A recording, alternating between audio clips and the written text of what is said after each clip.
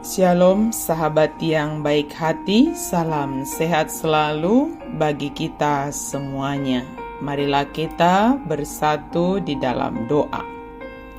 Allah Bapa dalam Yesus Kristus, terima kasih Tuhan untuk kebaikan-Mu yang senantiasa menyertai perjalanan hidup kami. Saat ini kami hendak merenungkan firman Tuhan. Berfirmanlah Engkau ya Allah, sebab kami telah siap untuk mendengarkannya.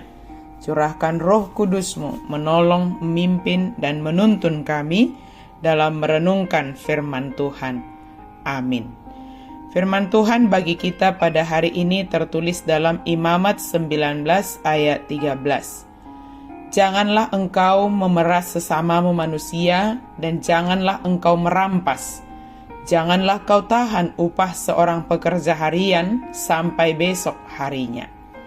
Dan jadi rupamu dongammu manang dobo ommu ugasanna, jaladang jadi pogo ommu upani halak pangula, pola sahat rodi menogot.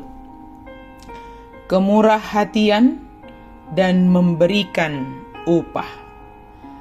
Peraturan dibuat adalah untuk memudahkan hidup mencapai tujuan dan mendatangkan damai sejahtera bagi umat manusia.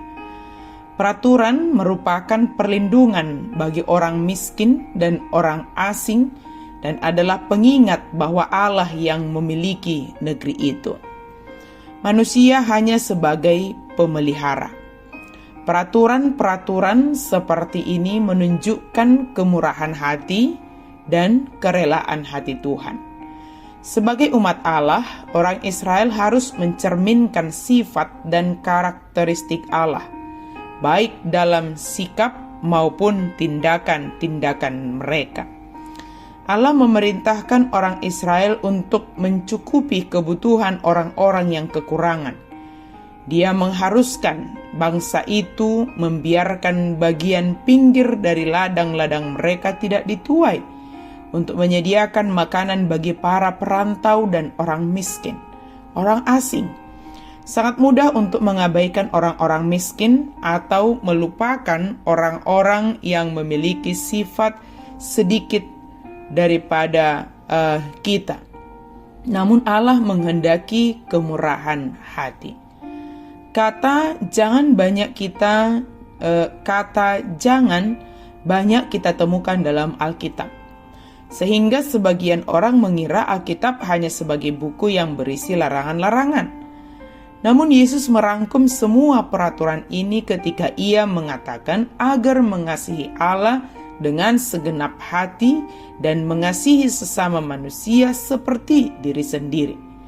Yesus menyebut ini sebagai perintah atau hukum yang terutama yang harus dituruti.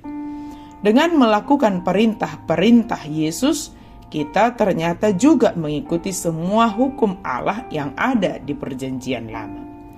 Allah menghendaki kita memiliki kasih sebagaimana yang diperintahkan oleh Yesus kepada kita. Kasih Allah mendorong kita menjadi pribadi yang murah hati. Sebab tanpa kemurah hatian yang ada dalam kita tidak akan sanggup melakukan sebagaimana yang dikatakan firman Tuhan hari ini. Karakter kemurahan hati diharapkan ada pada kita, dan tentunya dengan demikian kita akan dengan senang hati memberikan hak orang lain yang ada bersama dengan kita. Adalah suatu kesalahan jika kita menahan upah atau hak orang lain sementara sudah saatnya mereka harus mendapatkannya. Ketika kita memberikan hak orang lain yang bersama dengan kita, justru akan melonggarkan beban kita sendiri. Tetapi jika kita menahannya, justru kita semakin menambah beban bagi diri kita sendiri. Dan mungkin akan banyak godaan yang datang bagi kita sehubungan dengan upah atau hak orang lain yang ada pada kita. Sahabat yang baik hati, jadilah pribadi yang murah hati, yang didorong oleh kasih yang berasal dari Allah. Kemurah hatian yang ada pada kita akan mendorong kita untuk peduli kepada sesama. Kasih yang ada pada kita akan menolong kita dalam memberikan hak orang lain. tidak merampas mereka, tetapi justru dengan rela dan senang hati memberikan apa yang seharusnya kita berikan kepada sesama. Dalam keadaan kita sekarang ini, mungkin pergumulan yang berat, atau tantangan kehidupan, atau anak-anak yang hendak memasuki ajaran baru, mungkin ada kesulitan-kesulitan yang kita hadapi, pergumulan-pergumulan yang kita hadapi. Mari tetap menjaga hati kita penuh dengan kasih dan kepedulian kepada sesama. Tuhan Maha Kasih menolong dan memampukan kita melakukan perintah Tuhan dan menjauhkan segala larangan yang disampaikan Tuhan kepada kita. Amin. Mari kita berdoa. Terima kasih Tuhan untuk firman-Mu. Biarlah kami melakukan apa yang Engkau perintahkan kepada kami. Biarlah kemurah hatian memenuhi hati kami. Apa yang menjadi hak orang lain, kami boleh memberikannya.